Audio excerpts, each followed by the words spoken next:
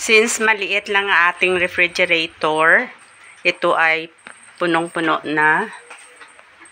Gusto ko ayusin ang ating ref. Tingnan nyo mga kamamos, punong-puno na siya. Gusto ko kunin yung ibang bagay. Ito ang mga frozen na lang ang ilagay ko. Tingnan nyo kamamos. Punong-puno na.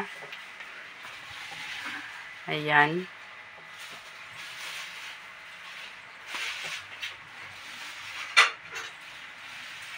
Dami na ng laman.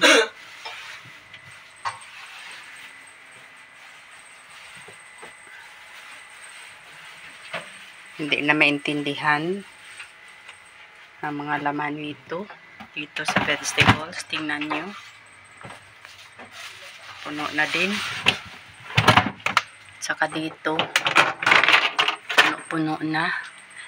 Ang gusto ko, i-separate ko yung mga pang-dessert at pang-snacks namin. Ito. Kunin natin to.